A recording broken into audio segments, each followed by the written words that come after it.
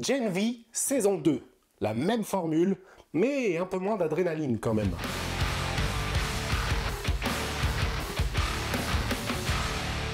Salut à tous les amis sérivores et cinéphiles. Aujourd'hui, on retourne à Godolphin University, le campus le plus détraqué du petit écran, un endroit où les étudiants ne révisent pas leurs partiels, mais s'entraînent au contraire à manipuler le sang, exploser des têtes ou encore gravir les classements des super, comme d'autres montent sur TikTok.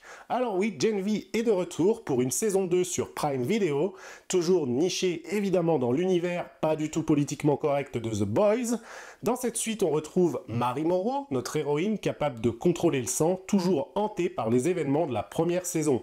Elle va tenter de reprendre une vie normale, sauf que rien n'est vraiment normal à Godolphin. Le campus est désormais dirigé d'une main de fer par le doyen Cypher, un personnage aussi charismatique qu'inquiétant, incarné par Hamish Linklater. En grande forme d'ailleurs. Sous sa coupe, l'université n'est plus une école pour stars de super-héros, c'est au contraire une machine à fabriquer des super-soldats prêts à servir les intérêts de Vought International. Et dans ce décor, tout le monde se cherche. Mary, Jordan, Emma, Kate, des personnages qui essaient encore de comprendre s'ils veulent sauver le monde ou juste survivre à un système qui les broie. Plus sombre, plus politique, plus émotionnel aussi, la série choisit cette fois de grandir, de s'éloigner du côté teen show pour aller vers un drame beaucoup plus cynique et institutionnel. Mais la vraie question c'est, est-ce que cette saison 2 garde un peu de folie, l'ironie et l'énergie brute qui faisaient le charme de la première saison et de la série The Boys originale? Ou est-ce qu'en voulant devenir plus sérieuse, Gen V a un peu perdu de ce grain de dinguerie qui la rendait unique? On en parle maintenant.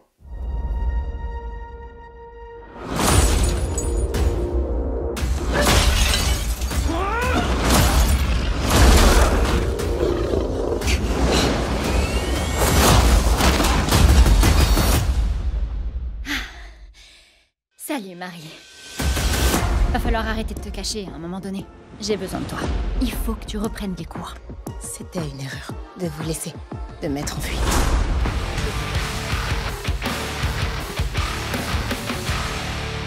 La première saison de Gen V avait été globalement une bonne surprise. Personne ne s'attendait vraiment à un spin-off aussi solide de The Boys, capable de tenir tout seul sans se reposer sur les caméos d'Homelander ou de Butcher.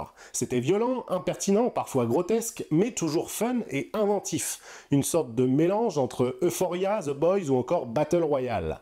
Du coup, quand Amazon a annoncé une saison 2, eh bien les attentes étaient plutôt là, surtout qu'entre-temps, le monde de The Boys a continué de s'étendre. La série mère se prépare à sa dernière saison et Gen V devait clairement servir de passerelle vers cette fin.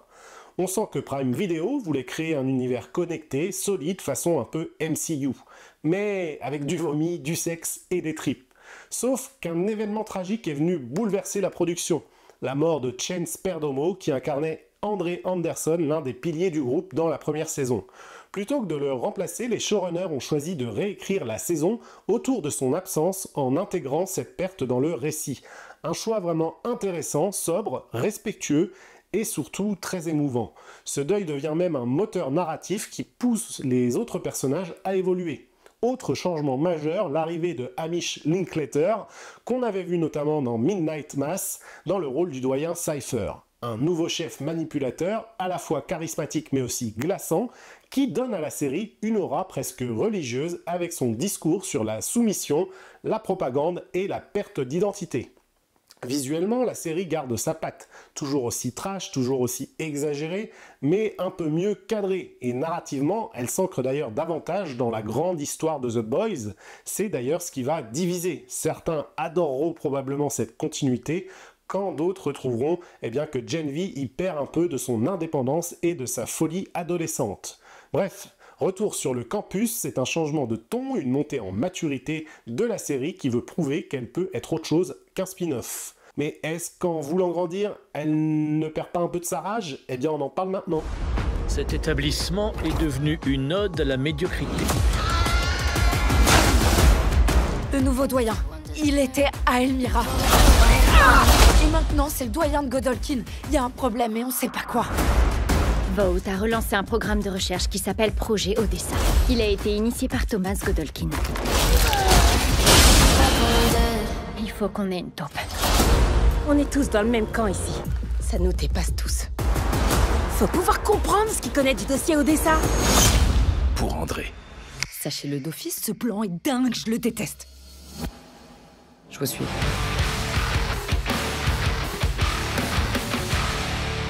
Ce qui frappe dès les premières minutes, eh bien, c'est que Gen V a clairement grandi. On n'est plus dans la pure provoque d'ado sous amphétamine, comme la saison 1 où chaque épisode cherchait à dépasser le précédent en absurdité et en gore.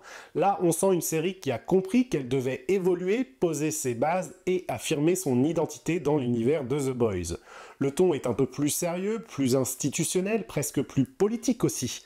Le campus n'est plus seulement un terrain de jeu délirant, mais aussi un lieu où se fabrique la docilité par exemple. L'humour reste là évidemment, mais il sert davantage à pointer la cruauté d'un système qu'à simplement faire rire. Cette maturité ne veut pas dire qu'on s'ennuie, au contraire, le show garde son sens du rythme et sa brutalité, mais il cherche désormais à dire quelque chose sur le pouvoir et sur ce qu'on en fait. Et c'est là que le personnage de Mary Morrow devient central, toujours capable de manipuler le sang, mais surtout de garder la tête froide dans un monde qui la pousse à perdre le contrôle. On la sent plus sûre d'elle, plus responsable, mais aussi plus amère. Elle a compris que l'héroïsme dans cet univers n'existe pas, qu'il n'y a que des outils que Vought manipule à sa guise. C'est un virage qui donne une vraie profondeur à la série. Gen V n'est plus une satire, c'est une métaphore sur le désenchantement, sur la fin de la naïveté, sur ce moment où tu réalises que même ton idéal est corrompu. La grande force d'ailleurs de cette saison, c'est d'avoir un fil rouge clair, le contrôle. Contrôle des corps, contrôle des esprits, des récits. Contrôle exercé par l'institution, mais aussi celui que les personnages essaient désespérément de reprendre sur eux-mêmes. Et c'est incarné de manière plutôt bonne par le nouveau doyen, donc Cypher, interprété par Hamish Linklater. Ce type, c'est un mélange entre coach motivationnel et gourou politique. Il parle avec douceur, cite des maximes inspirantes, mais derrière son regard bienveillant, eh bien, il manipule tout le monde. On n'est pas loin du lavage de cerveau collectif et il incarne parfaitement la dérive du pouvoir, la façon dont une structure prétend te donner les moyens de t'émanciper tout en te mettant en cage. Ce thème du contrôle traverse tout. Les entraînements quasi militaires, les expérimentations évidemment menées sur les étudiants, la surveillance constante. Les super ne sont plus des stars de télé-réalité, ce sont des soldats qu'on forme et mine de rien, eh bien ça fait froid dans le dos parce que ça parle de nous, de nos sociétés obsédées par la performance, des classements, la docilité, enfin bref, ça parle de nous. Gen V réussit là où beaucoup de séries échouent, elle dénonce sans enfoncer de porte ouverte, elle montre l'endoctrinement comme un poison lent, pas comme un discours. Et ce n'est pas qu'une critique du monde des super-héros, c'est évidemment un miroir de ce que deviennent les jeunes générations, pressées de choisir un camp avant même de savoir qui elles sont vraiment. L'autre grande réussite de cette saison, eh bien, c'est la façon dont elle gère les émotions. Le deuil d'André plane sur tout le groupe et au lieu de passer ça sous silence, eh bien, la série s'en sert pour construire quelque chose de plus intime, presque mélancolique. Chacun des personnages est hanté par sa culpabilité dans l'histoire, par la peur de ne pas être à la hauteur ou par la tentation de se soumettre. Jordan, par exemple, continue de jouer avec son identité, à la fois homme et femme, symbole vivant d'un monde qui refuse les cases. Sa relation avec Marie est plus mature, moins basée sur l'attirance instantanée, plus sur la confiance et la peur commune de perdre le contrôle. Emma, de son côté, continue d'incarner cette idée de sacrifice. Elle rapetisse au point de disparaître, littéralement, comme si sa valeur dépendait de sa capacité à s'effacer pour les autres. Ce genre d'image, Gen V sait les manier sans lourdeur. Le groupe est donc plus soudé, plus réfléchi, mais aussi un peu moins explosif. C'est peut-être là que la série perd une partie de son ADN. Les dialogues sont plus denses, les enjeux sont plus psychologiques, mais on ressent un peu moins ce chaos permanent qui faisait un peu quand même le charme de la première saison. On ne retrouve plus cette imprévisibilité totale, ce sentiment que tout pouvait péter à n'importe quel moment. C'est un peu plus sage, c'est plus écrit, c'est plus adulte, et même si c'est cohérent avec l'évolution du propos, on perd un peu de la folie contagieuse qui faisait tout le sel de Gen V. Et c'est là justement que je reste un peu sur ma faim. Oui, Gen V reste divertissante, rythmée et souvent brillante dans son ton, mais elle n'invente plus grand-chose. Les scènes d'action sont efficaces, certaines sont bien montées, il y a encore pas mal de sang, du gore et des moments what the fuck à souhait, mais on sent que la série tourne un peu en rond.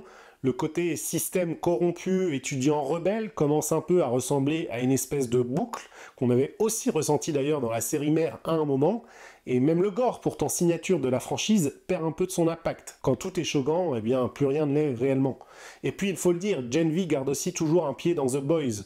On sent que la série hésite à devenir complètement indépendante, elle veut exister seule, mais elle reste liée à un univers plus grand, ce qui bride un peu parfois sa créativité.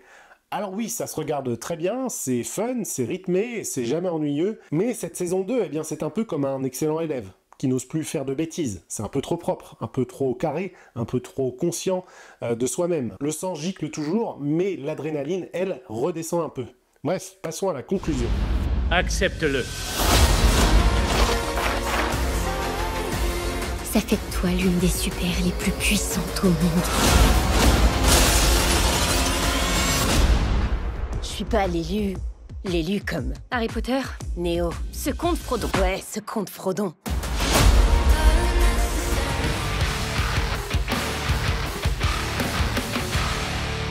Au final, cette saison 2 de Gen V reste un vrai bon moment de télévision. C'est bien foutu, c'est bien joué, c'est bien produit, l'univers est toujours aussi cruel, les dialogues piquent, les effets sont solides, et Hamish Linklater apporte une vraie présence presque hypnotique. Il y a une ambiance malsaine mais fascinante, une tension permanente entre autorité et rébellion.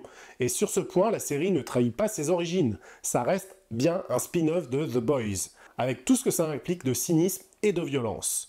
Mais clairement, on sent aussi une forme de retenue, comme si la série, en voulant grandir, avait perdu un peu de sa folie. C'est plus réfléchi, plus thématisé, plus politique dans le fond, mais aussi plus prévisible. Ce n'est pas un défaut dramatique, on passe un super moment encore une fois en regardant la série, mais ça manque du grain de dinguerie qui rendait la saison 1 si imprévisible, et surtout la série d'origine The Boys. Alors oui, Gen V saison 2, c'est divertissant, solide, mais sans surprise. Elle ne réinvente pas la roue, elle la fait tourner, avec son moteur, elle continue d'étendre l'univers de The Boys avec efficacité, mais si la série voulait vraiment s'imposer durablement, eh bien il faudrait revoir un peu tout ça et donner un peu de chaos créatif dans tout ce beau bordel. Voilà, en tout cas c'était mon avis sur cette saison 2 de Gen V, une série qui a toujours du punch mais qui a un peu moins de folie. Qu'est-ce que vous en avez pensé? Dites-le moi, et en attendant, on se retrouve bientôt pour de nouvelles séries à analyser ou de nouveaux films au cinéma. À bientôt les amis.